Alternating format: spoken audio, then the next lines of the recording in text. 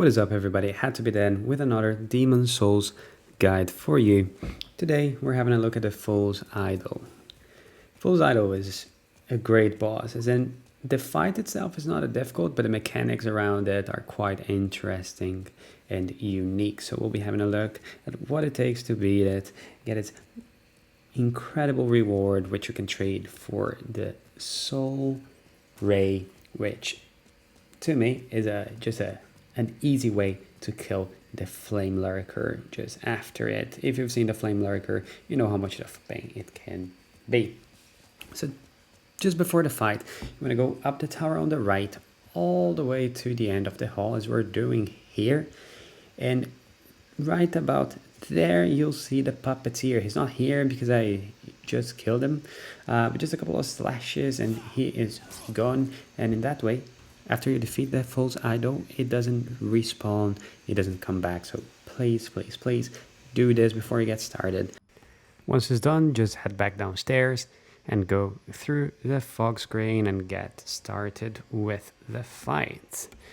I suppose if you're seeing this guide, you've seen this cutscene a few times. So let me speed it up for us. And we can get started with the actual boss fight. So first thing to do is ignore these guys. You'll actually use them. They're quite useful. They tell you which of the idols is the real one. So you don't want to hurt them because they'll be a big part of your victory. Most of your fight, you're going to stay in this area here where I am, but right at the beginning, you just want to take a few slashes, see how much of her health you can get. She doesn't fight back right at the beginning, so you can probably do a good quarter, depending on what weapon and what build you have, maybe even a third of her health just there. After she reappears, she'll get these glyphs on the ground. You want to memorize at least a few of them, because as you walk on them, they're traps. They'll electrify you, just like this, get you stopped in place, and make you an easy target for her spells, so try and avoid them. Now onto the ways in which you can know which is real. First one is with your helpers. They know which one is the real one, and that's the one they'll adore. You can see them raising their hands like that one there to my right. The one they like is your target, so that's the one that you want to go for. After you hit the real one, that's your second way to figure out which one it is.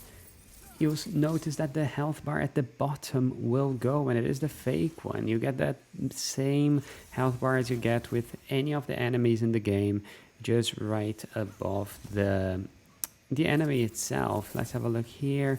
Got the real one again. You can see the 70, 140, 210 at the bottom, so I know to try and fit as many hits as I can. The other one is based on which spell they're shooting at you.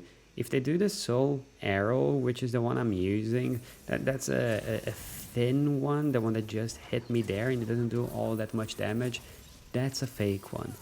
The real one is doing the soul ray, which is the reward you get after trading its soul with Sage Freak when you're back in the Nexus at the end of the fight, which I would strongly recommend you do, because that's pretty much a cheat code against Flame Lurker, which is known to be the most difficult boss in the game.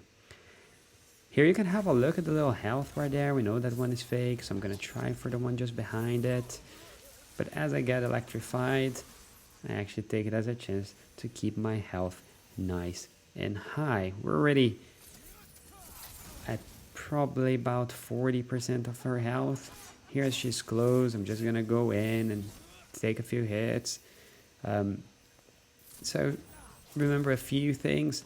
Try and keep yourself to the right on the carpet. There's never any glyphs there. That's a safe spot. Strafe as much as you can because the projectiles are quite slow, so they're quite easy to dodge. Pay attention to the little fellas in the middle of the church. They'll be adoring the real one. That's the one you want to go for. Remember to kill the puppeteer at the beginning. Take your opportunities. Whenever you hit her once, she'll stop attacking you, and so will the fake one. So after you identify the one, take your time, make sure the situation is optimal, and go in for a few hits and profit. That's it. Not the most difficult one if you know the ways. And if this guide helped you, just leave a like, it really helps me. Subscribe if you want to see some more. And whatever questions or comments you have, let me know in the comments below. See you on my next upload. Take care. Bye bye.